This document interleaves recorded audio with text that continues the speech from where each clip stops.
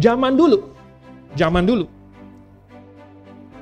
dalam satu keluarga itu pada hari Sabat itu, mereka akan berkumpul, karena nggak boleh kerja. Mereka akan berkumpul dan ayahnya akan menceritakan kepada anak-anaknya, kepada istrinya, kepada pokoknya seisi rumahnya itu, menceritakan tentang hukum Taurat, menceritakan perbuatan-perbuatan Tuhan. Waktu mereka keluar dari Mesir gimana sih? Wah, waktu mereka menyeberangi Laut Merah itu gimana sih?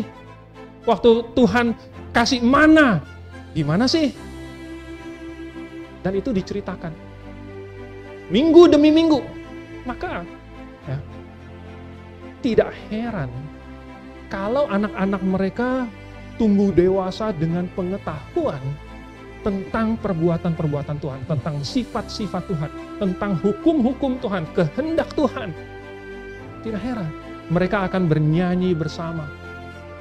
Nah, kadang-kadang beberapa keluarga boleh berkumpul bersama untuk membaca firman Tuhan, untuk bernyanyi bersama, untuk berdoa. Bukankah sekarang itu yang kita lakukan? Bukankah itu ini sekarang kita kayak gini? Kita berkumpul sama-sama. Lalu ada yang menceritakan, ini Tuhan bilang begini. Ada pembacaan Alkitab, ada penjelasan, ada perenungan, ada nyanyi sama-sama. Dan inilah yang akan membuat manusia itu mengenal Tuhan. Dan kalau anak-anak dilakukan, mengalami ini dari sejak mereka kecil, maka mereka akan tumbuh dewasa. Dan kemudian mereka diselamatkan. Dan itulah idaman setiap orang tua. Idaman setiap orang tua. Doa dan kerinduan hati setiap orang tua adalah supaya anak-anak mereka diselamatkan. Dan inilah caranya. Tuhan sudah kasih tahu. Bukan pakai satu hari yang dikultuskan, tetapi pakai intinya. Itu dilambangkan dengan suatu hari, tapi intinya itu. Oke? Nah, lalu ada satu hal lagi, tujuannya Tuhan bikin ini adalah supaya manusia beristirahat pada satu hari ini. Dan ini menghalangi manusia dari memberhalakan pekerjaan atau produktivitas atau mencari uang. Manusia carinya uang. Sedemikian rupa sampai kalau hari Minggu tidak cari uang, rasanya sayang. Masa kamu hari Minggu nggak ngapa-ngapain? Masa kamu hari Minggu cuma duduk-duduk saja di gereja? Masa kamu hari Minggu tidak buka toko, tidak buka bengkel, tidak buka praktek, tidak buka apa? Karena saya tidak menjadikan pekerjaan saya itu berhala bagi saya. Pekerjaan saya tidak lebih penting daripada Tuhan. Penghasilan saya tidak lebih penting daripada Tuhan.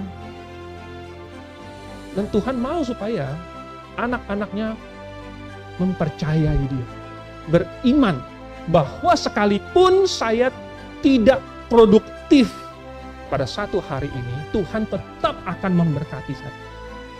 Tuhan tetap akan memenuhi kebutuhan saya. Dan ini Tuhan ilustrasikan dengan sangat indah pada saat orang Israel keluar dari Mesir. Lalu kemudian Tuhan kasih mereka makan mana. Dan caranya sangat luar biasa. Setiap pagi, itu ketika orang Israel keluar dari kemah, mereka lihat ada yang putih-putih seperti sisik di tanah dan mereka tinggal pungut.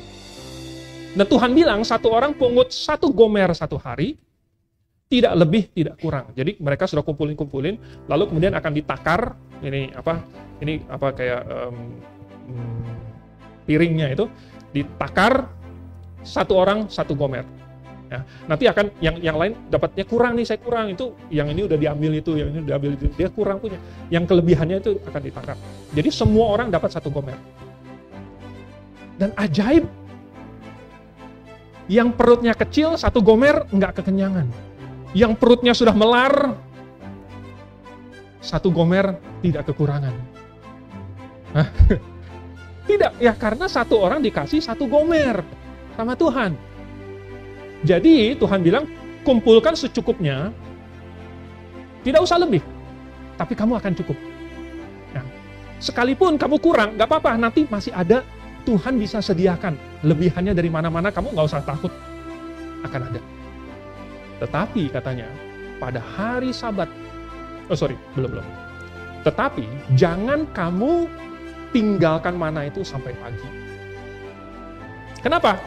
Karena katanya kalau ditinggalkan sampai pagi, maka mana yang tadinya manis, yang putih, bersih, yang indah itu berulat, busuk, dan bau.